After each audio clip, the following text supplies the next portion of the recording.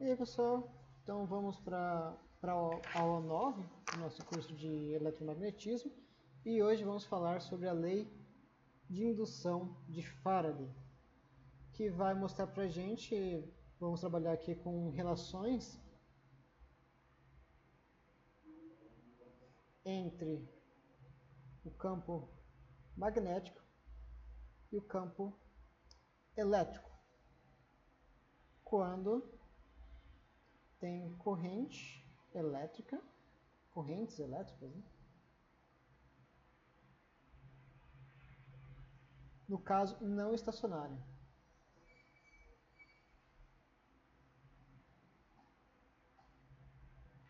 Ou seja, essas correntes, ó, vamos escrever assim, ó, correntes elétricas, elas são dependentes do tempo. Dependente do tempo. Então, para isso, vamos imaginar um circuito. Eu vou desenhar um batatoide aqui representando um circuito, que eu vou chamar de circuito C. E as linhas de campo elas estão passando aqui nesse circuito, né? Então, elas atravessam por esse circuito. Então, esse circuito ele tem um contorno, né, chamado C. E esse contorno C, ele vai o quê? Ele é fechado, então ele define uma área, ele delimita uma área. Então, ó, o contorno, ele é fechado, e isso quer dizer que ele vai definir pra gente uma área, né, uma superfície, que eu vou chamar de superfície S. Então, vamos relembrar aqui, colocar uma observação, ó, o que a gente viu anteriormente é que o rotacional do campo elétrico é zero, certo? E por consequente, né, o campo elétrico, a integral do campo elétrico no contorno escalar dl também era zero. Só que essas equações elas só se aplicam para o caso que a corrente é estacionária. Então, para o caso da corrente estacionária. Como que a gente está supondo que a corrente elétrica aqui ela é não estacionária, então ela está variando com o tempo, né? Se pensar num pulso AC, então ela tem uma frequência, um tempo que ela varia, então eu não posso usar essas duas equações. Mas eu vou definir aqui uma coisa que eu posso definir, é o fluxo, né? Então o fluxo de campo magnético que atravessa o C, ele pode ser dado como integral do campo magnético escalar em dA, onde dA é um elemento diferencial de área nessa superfície S que está circundada por esse contorno C. Bom, se a gente supor que o B ele seja constante no tempo, então, se eu derivar o fluxo, né, a taxa na qual o fluxo magnético varia no tempo, tem que ser zero, né, porque se B é constante, então o fluxo magnético é constante, portanto a sua derivada em relação ao tempo é zero. E aí nesse caso, né,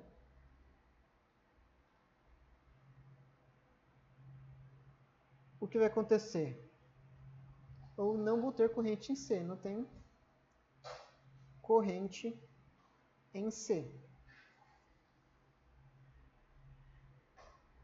Bom, e agora se a gente supor que B não é constante no tempo, quer dizer que quando o B não for constante no tempo, eu vou ter que a derivada do fluxo magnético em relação ao tempo é diferente de zero. Nesse caso, eu vou ter uma corrente elétrica que ela é induzida por esse campo magnético B. E pela lei, a lei de Faraday, né? Ela é uma lei experimental, então, por uma lei experimental, eu escrevi assim, a lei experimental, chegou-se que a força eletromotriz induzida, ela é menos a derivada do fluxo magnético em B dt. Então a gente pega esse valor que está aqui, né, ó, isso aqui é diferente de zero. Esse valor aqui a gente define que o negativo dele é a nossa força eletromotriz. Certo? Então, temos essa equação aqui. Ó. Então essa é a minha força eletromotriz, que aí teria a mesma unidade lá do potencial, né? Então, se vocês lembrarem de Física 3, tinha exercício que aparecia força eletromotriz menos V igual a I vezes R. Então, assim, é um conceito que vocês têm lá de Física 3, né? Então, ele aparece aqui na nossa lei de Faraday. Então, essa aqui é a lei da indução de Faraday. Ok? E aí, vamos anotar aqui, ó, que a unidade da força eletromotriz é o volt, igual à unidade da potência V, né? Bom, a gente sabe que, por definição, tipo eu apresentei anteriormente para vocês, o que é a força eletromotriz, né? Essa tensão, né? Essa tensão, ela é a integral de E escalar dl. No caso, a gente está vendo em um circuito fechado, né? A gente viu ali em cima esse circuito C era fechado, então essa integral vai ser uma integral fechada. Okay? Então a gente coloca esse círculo aqui. E ela vai ser uma integral, então, no contorno C. Vou denotar aqui embaixo a integral. Lembrando, ó, só para lembrar para vocês, que isso bate, né? Porque a unidade do campo elétrico é volt por metro, que por sua vez, volt é a unidade ali da força eletromotriz induzida, dividido pelo metro, que é a unidade ali do dl. Ou seja, essa equação aí está consistente com as unidades. Então, utilizando essa equação, o que a gente tem? Bom, se isso é força eletromotriz e eu tenho uma lei experimental de Faraday que me dá o que é a força eletromotriz, que ela é menos a derivada do fluxo magnético em relação ao tempo, eu posso igualar essas duas equações. Igualando essas duas equações, eu tenho que a integral fechada de E escalar dl é igual a menos a derivada do fluxo magnético em relação ao tempo. Certo? Sendo que eu defini aqui em cima para vocês, ó, o que era o fluxo magnético. Ó. O fluxo magnético é uma integral. Então vamos trazer essa integral aqui para dentro do fluxo magnético. Então, eu vou ter... Opa, vou trocar a cor da caneta. A integral em C de E escalar dl é igual a menos a derivada em relação ao tempo do que da integral em S de B escalar NdA. E essa integral ela é aberta porque essa superfície ela não encerra um volume, né? Ela não encerra um volume. Beleza. Note que essa derivada não vai cancelar com essa integral, porque a derivada em relação ao tempo é integral em relação à área. Então tome esse cuidado aqui para não falar que a derivada da integral vai se anular aqui, né? Bom, mas como que essa integral é em relação à área, eu posso levar essa derivada aqui para dentro da integral, ele vai chegar aqui no que depende do tempo. O que depende do tempo aqui? A área não depende do tempo. O que depende do tempo é o campo elétrico, porque a gente supôs que o campo elétrico ele não é constante no tempo. Portanto, o que a gente vai ter? Vai ter que a integral fechada de E escalar dl é igual a menos a integral da superfície do que? Da derivada em relação ao tempo de B escalar NDA. Ok? Aí a gente vai aplicar o teorema de Stokes, porque eu tenho uma integral aqui, que ela é uma integral de contorno, e pelo teorema de Stokes eu posso transformar essa integral de contorno em uma integral de superfície, relacionando com o rotacional do vetor aqui, que está, no caso é o vetor campo elétrico. Então, ó, vamos escrever isso. Pelo teorema de Stokes, temos que o quê? Eu vou pegar essa integral do contorno do campo elétrico escalar dl e vou levar ela para uma integral de superfície do rotacional do campo elétrico escalar NDA. Ok? Levando isso para a nossa equação, eu vou ter que a integral de superfície do rotacional do campo elétrico escalar NDA é igual a menos a integral de superfície da derivada de B em relação ao tempo escalar NDA. Note que agora eu tenho a integral de superfície em ambos os lados. Portanto, o que está dentro das duas integrais tem que ser igual. Ok? Tem que ser igual. Ou seja, eu tenho que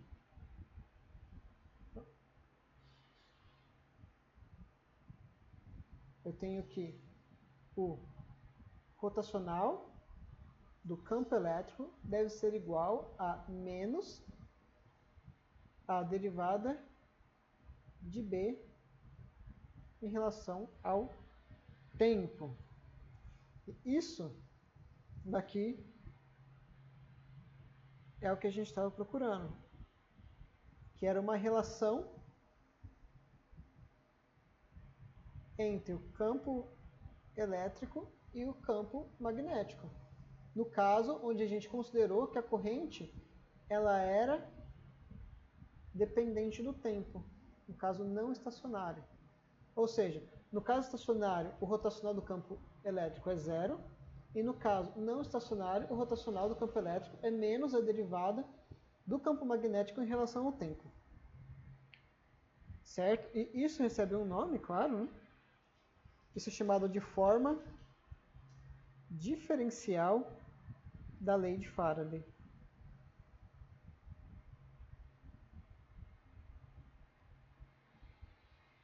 Então, bom, vamos fazer um resuminho aqui do que a gente viu até agora. Então, o resumo de equações é uma das...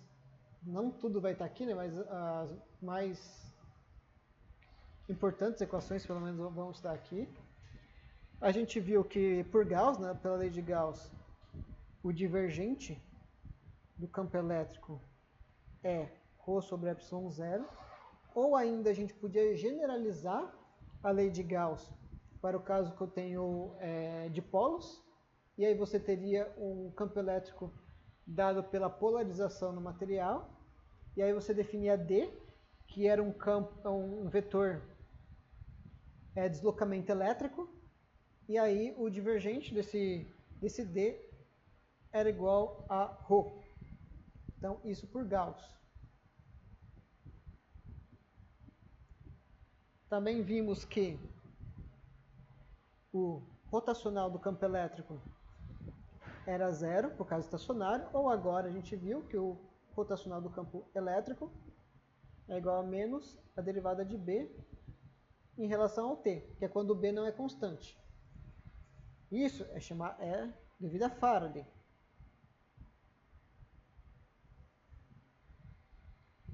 Certo? Também vimos que o divergente do campo magnético é zero. Lembra com a história do que não existe monopolo magnético? E isso é atribuído também a Gauss, né? Uma é a lei de Gauss do magnetismo e outra é a lei de Gauss da eletricidade, né? Também vimos que o rotacional do campo magnético ele era μ0J, isso foi chamado de lei de Ampère.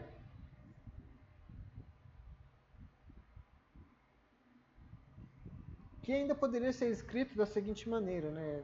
Porque depende das considerações, você poderia ter somado a esse μ0J um μ0ε0 vezes a derivada de E em relação ao tempo. Também vimos uma coisa que é chamada de equação da continuidade, né?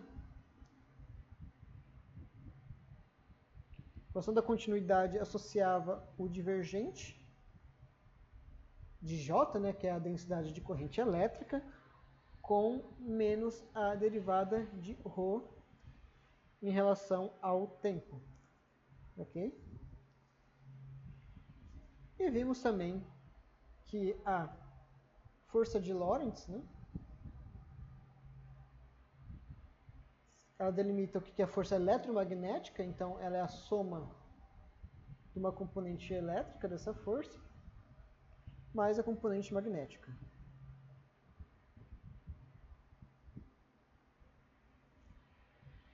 Bom, eu estou lembrando isso porque no próximo vídeo a gente vai usar algumas dessas equações aí que às vezes ficou meio para trás na nossa memória para resolver alguns outros problemas como, por exemplo, a gente encontrou que o campo elétrico ele poderia ser dado como o rotacional de um potencial.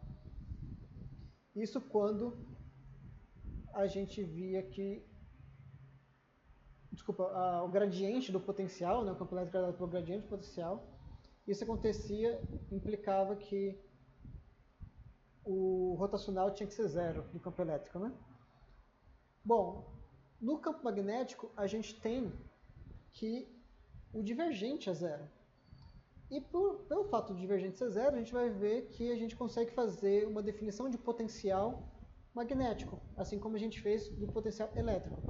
Só que diferente do campo elétrico, ele podia ser associado a uma função escalar, porque o potencial elétrico ele é escalar. Por caso do magnético, não. A gente vai ter que definir uma coisa chamada potencial vetorial magnético. Então, vejo vocês no próximo vídeo.